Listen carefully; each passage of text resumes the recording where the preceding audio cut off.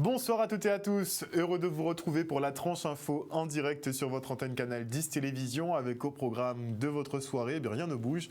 On débutera avec Info 10, le journal local et régional. On poursuivra avec le focus. Bon, on est jeudi anthropologie, mais le professeur Omotunde sera présent avec monsieur Gérald de Bougré, un inventeur qui se contracte effectivement à un projet de géothermie. On ne lâche pas le bout, donc on poursuivra cette série d'émissions à propos de cette ressource guadeloupéenne. Ce sera après la coupure pub de 19h, mais pour l'instant, place à l'actu.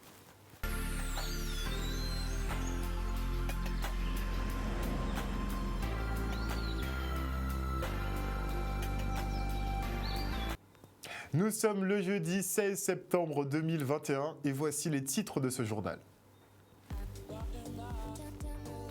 Nous partirons à la rencontre de Laurella Rinson qui retrouve sa place de directrice générale du MACT suite à une annulation de son licenciement par le tribunal administratif. Puis nous reviendrons sur le procès des Moon Guadeloupe accusés de rébellion sur des forces de l'ordre et entrave à la circulation lors d'une manifestation contre les coupures d'eau récurrentes à Margaillard. Et enfin, vous verrez un micro-trottoir sur les nouvelles mesures de confinement allégées, à savoir ce que vous en pensez. Après une terrible passe d'armes avec le conseil d'administration du MACT, Laurella Rinson récupère finalement son poste de directrice générale. Le tribunal administratif a tranché en faveur de cette haute fonctionnaire qui a été victime d'un licenciement abusif. Elle a tenu à remercier sa famille et son collectif de soutien composé d'une centaine d'artistes et de plusieurs personnalités de la société civile. Et malgré la virulence des attaques dont elle a été victime, elle en appelle à l'humanité de chacun pour éviter ce genre de dérive. On l'écoute au micro de Charlie Dagonia. Là, on est dans une situation finalement où le MACT a connu cette crise. On va dire que c'est un énième soubresaut du MACT dont il va falloir se relever. Et donc j'ai pensé beaucoup à tous ces gens qui se sont mobilisés sans fatigue pendant 6 mois, qui n'ont jamais lâché l'affaire, qui se sont relayés, d'autres les ont rejoints pour dire non. Et puis j'ai aussi beaucoup pensé à ma famille qui a pris en fait toute cette vague je dirais d'honneur inattendu pendant ces 6 mois où leur nom était traîné dans la boue de façon indue, de façon injuste, de façon voilà, complètement irrationnelle et comme ça ne l'est finalement pour personne.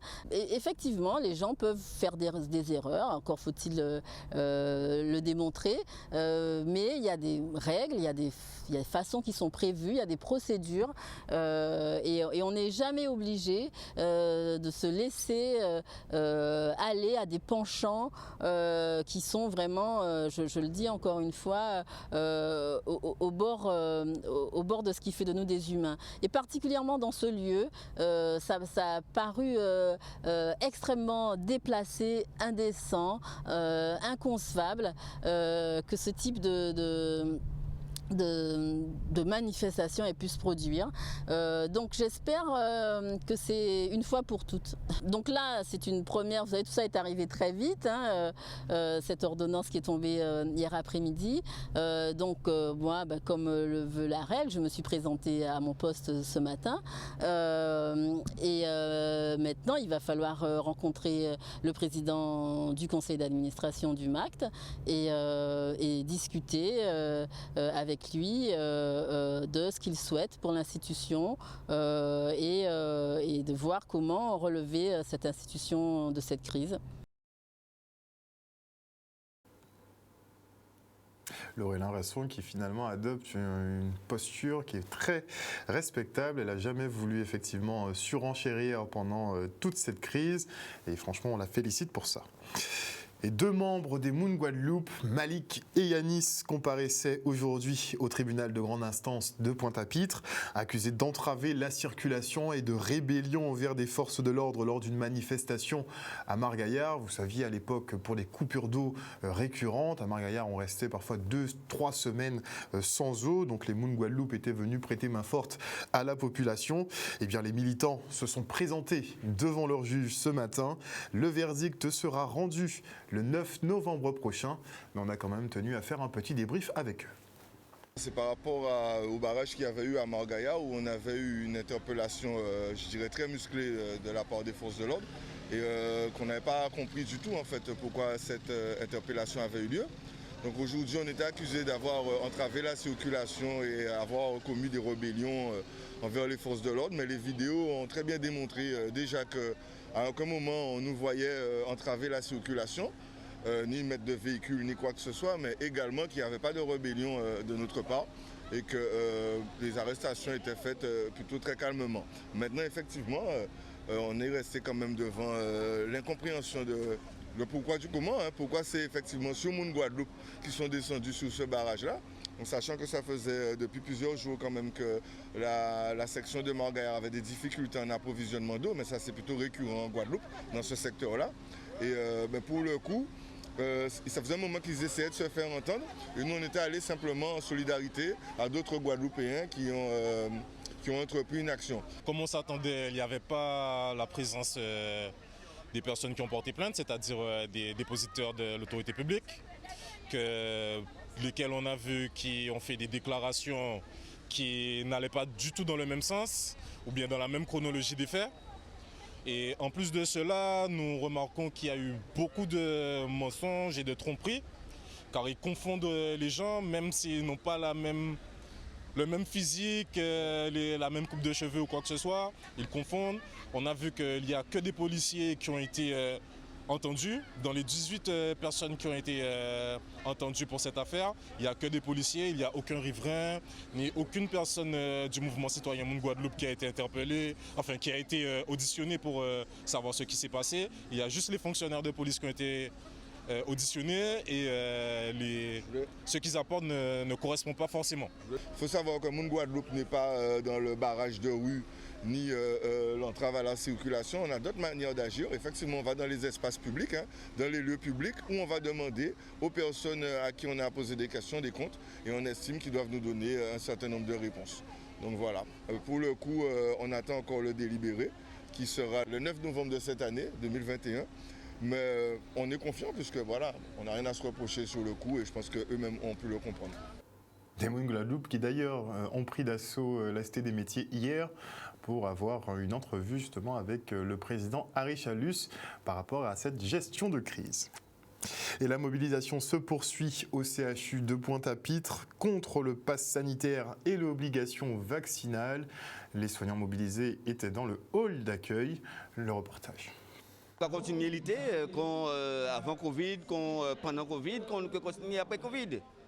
Parce que le personnel de santé, le CHU, mais également tout établissement public et privé en Guadeloupe, il faut assurer, malgré tout le mépris qu'il y a pour le métier, le mépris qu'il y a manifesté pour les malades, nous allons continuer à assurer avec responsabilité en nous et avec fierté. Ça qui joue de la capacité à savoir obligation vaccinale qu'on nous impose nous et risque affiché devant nous, qu'il licencier nous si nous pas vaccinés, ils payer, ils suspendre vous, ils licencier, ils péter des tas, ils groisser, ça pour nous c'est un crime. 80% personnel CHU qui n'est pas vacciné. C'est d'une part parce qu'ils comprennent, ils connaissent l'information à ces vaccins, mais également si menace que le vaccin peut poser sur eux, si quoi, et le fait que le vaccin là aussi ça confirmé par protéger ceux qui sont vaccinés, puisque ceux qui ne sont pas vaccinés. Ils disaient même pas empêcher de diffuser. Donc ça, c'est une question qui est posée aujourd'hui là. C'est certainement un problème général. Nous savons qu'il y a des gens qui meurent à l'hôpital. Les petits 300 personnes qui meurent à l'hôpital, ils ne sont pas morts parce que seulement ils n'ont pas été vaccinés. Ils sont morts parce qu'il y a eu des problèmes de santé depuis tantôt. Il y a eu des problèmes de santé qui ont signalés. Il y a eu des problèmes de santé parce qu'ils sont suivis par l'assurance maladie et les médecins. Et aujourd'hui là, c'est parce qu'ils n'ont pas soigné, ils n'ont pas pris en charge fréquemment. Ils n'ont pas mis en place des traitements qu'il faut, qui fait que les gens qui prennent. Si je dis là qu'on posé pour le personnel soignant en obligation vaccinale, soit pour protéger mon cadre de l'hôpital, travailler à l'hôpital n'a pas de recevoir mon après l'hôtel, son établissement de soins. Objectif à la santé, c'est de faire en sorte que les gens ne pas venir à l'hôpital, les gens ne pas venir à l'hôpital, les gens ne pas malades. Donc, question de fond là qui pose là, c'est qui disposition que l'État prend pour assurer que les gens ne pas venir à l'hôpital. Ça veut dire que les gens soignés pour que semaine longtemps avant ils viennent malades, ils viennent à l'hôpital. Et ça ne va pas passer seulement par le vaccin, ça va passer par la qualité de vie, ça va passer de qualité de relation avec les gens, avec les gens, avec les familles, dans l'environnement global là. Et c'est question de fond là, ça que nous avons envie que les politiciens, nous, responsables politiques, médecins, doivent nous poser des questions à la santé publique et non d'obligation vaccinale. C'est pour ça que nous largement opposés à l'obligation qu'on a fait nous aujourd'hui là, parce que non seulement ça parle du problème de fond qu'on nous dit en termes de santé publique, mais également le problème que nous dit à CHU là, ça même, que continuer à mobiliser. Nous avons dit les personnels de la santé, nous avons dit les pompiers, nous avons dit les gens qui sont dans le secteur privé, si vous pas 7 ans, pas fait. Si vous 7 ans demain matin, si vous faites, alors que vous passez 7 ans en tête à qui pété.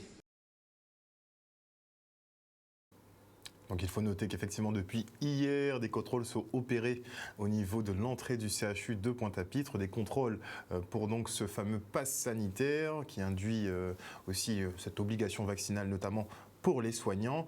Et notez effectivement que les chiffres sont ceux qu'ils sont, mais en tout cas 25% des médecins du CHU ne sont pas vaccinés et 75% des personnels soignants. Donc effectivement, on a une majorité de personnes qui ne souhaitent pas se faire vacciner au CHU de Pointe-à-Pitre. Et il y a aussi une autre interrogation qui flotte dans l'air par rapport à cette pandémie et cette gestion de crise, notamment l'accueil dans les services hospitaliers et la gestion des autres maladies, puisqu'on a une recrudescence, tout le monde l'a constaté, on a une belle recrudescence des AVC, des morts subites. Pas un jour ne passe finalement sans qu'on trouve des Guadeloupéens et des Guadeloupéennes mortes à leur domicile seuls. Et c'est vrai qu'il faudra qu'on arrive à fournir des explications sur les causes de tous ces décès.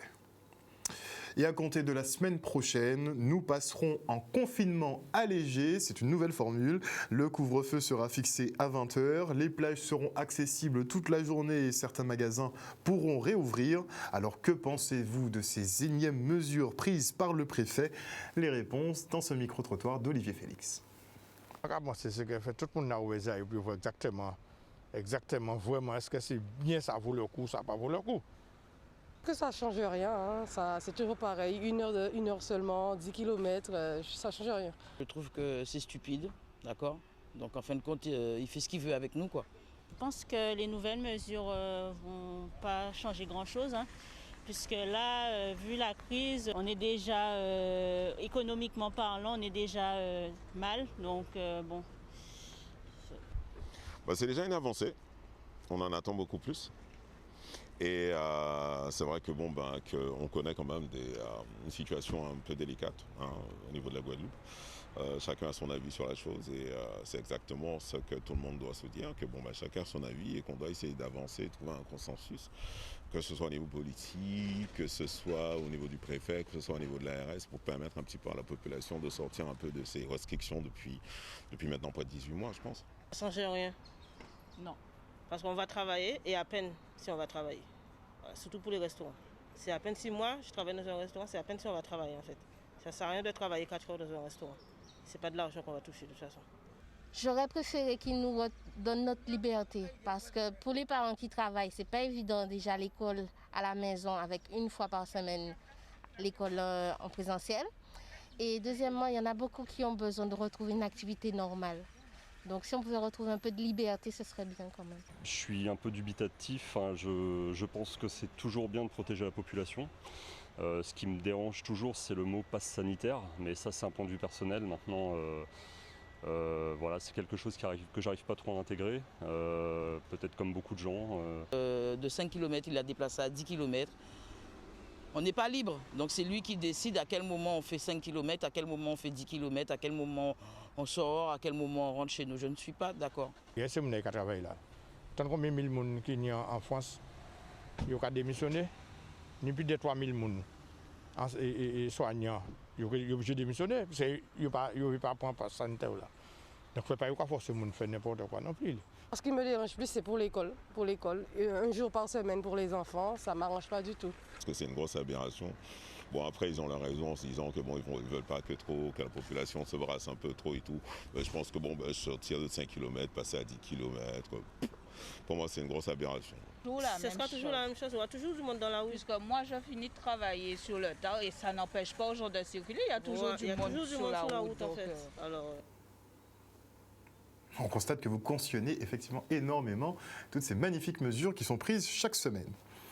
Et malgré les déchetteries présentes sur le département, des particuliers et professionnels peu scrupuleux s'adonnent à la création de décharges sauvages.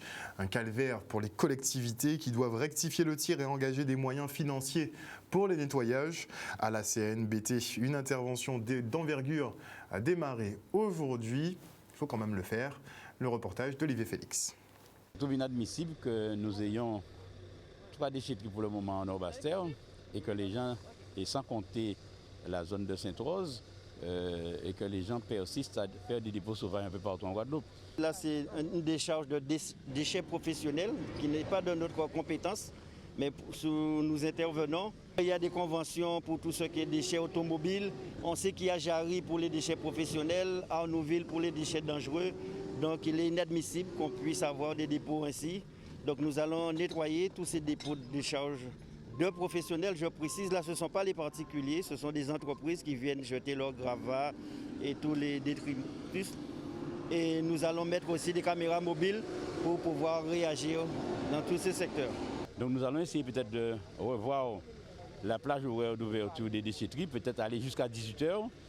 Mais il faut savoir que la personne qui dépose des déchets dans un lieu non approprié est passible de condamnation d'une part et d'amendes qui sont relativement importantes. Aujourd'hui, nous devons faire de la pédagogie, mais on a déjà fait tellement de pédagogie et je pense que partout en Guadeloupe aujourd'hui, on dirait que les gens ne respectent pas les lieux. Je me souviens quand les enfants étaient petits autrefois autour de leur maison, c'était eux qui nettoyaient autour de leur maison.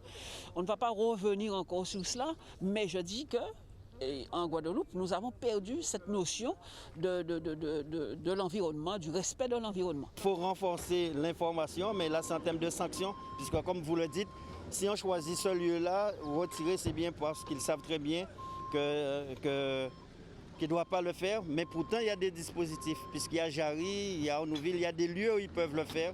C'est vraiment ce manque de civisme, de citoyenneté. Et comme il s'agit donc de professionnels, c'est encore plus grave. Il y a clairement un manque de civisme et il y a aussi un défaut de revalorisation des déchets, puisque même si on a des déchetteries, après comme les gens ne voient pas le débouché, à savoir une valorisation de ce qu'ils déposent, peut-être que ça freine un petit peu. Et donc effectivement les élus pensent aussi à cette stratégie, comme regrouper certains centres de tri et de déchets. Bon, il y avait le projet Gabarbel, mais bon, il a planté. Et on attend effectivement un projet d'envergure qui puisse amener à une conscientisation de la population de façon à ce que tout le monde puisse trouver son compte et qu'on évolue dans un environnement propre. Et à Pointe-à-Pitre, une nouvelle décharge voit le jour, mais pas pour les mêmes raisons. En conflit avec le CIVAD, la municipalité pointoise a du mal pour la gestion des déchets, notamment les déchets verts. Elle a donc décidé d'utiliser un terrain vague de Bergevin en attente de solutions. Une décision qui n'est pas du goût des riverains qui craignent la prolifération de moustiques et autres nuisibles. Le reportage. Depuis quelque temps, il y a une dégradation. Un jour, j'ai vu qu'il y avait un dépôt de feuilles, comme vous avez vu tout à l'heure. La voiture de la municipalité venir déverser. Je me suis posé justement la question, qu'est-ce qui se passe? Et puis là, c'est Jimmy qui m'a expliqué que c'est là qu'il déverse les trucs. De quoi être exaspéré, tout en sachant que quand tu sais comment était ce quartier-là, comment ça fonctionnait auparavant, et de voir qu'en moins de temps, dans l'espace de 2-3 semaines, une décharge publique a pris naissance devant toi. Donc du coup, salubrité, problème de santé. Donc pour moi, on ne va pas faire tout un épilogue, mais on sait très bien que ce n'est pas bien. Donc à partir de ça, j'en appelle à la mairie, puisque ce sont eux qui s'occupent justement de notre bien-être, plus ou moins entre guillemets, d'arrêter ce délire et de prendre en compte quand même l'avis des propriétaires, parce que ce bâtiment, il y a des propriétaires quand même, et on se retrouve vraiment dégoûté, exaspéré, on ne sait pas quoi dire. Je ne comprends pas ça. Il y a d'autres endroits, en plein un quartier qui est quand même assez fréquenté le samedi et le dimanche avec le marché. Je ne comprends pas qu'on puisse venir déverser tous les feuillages là. Et puis quand on déverse les feuillages, eh bien après, ça va emmener d'autres choses. Parce que c'est comme ça que c'est assez souvent, eh bien, on voit qu'on déverse là, et bien après ce sera piller autre chose, des vieux meubles, et puis ce sera vraiment une vraie décharge. Ça sera catastrophique. Monsieur les instances de la ville de Pointe-à-Pitre, donnez-nous un coup de main ici dans cette décharge-là, s'il vous plaît. Merci beaucoup. Voilà, chers téléspectateurs, nous sommes arrivés au terme de ce journal. Merci pour votre fidélité à ce programme. N'oubliez pas que sur Canal 10 Télévision, vous faites l'information que nous diffusons. Le journal local revient demain à 18h30. En attendant, passez une excellente soirée à l'écoute de nos programmes. Bisous, bisous tout le monde.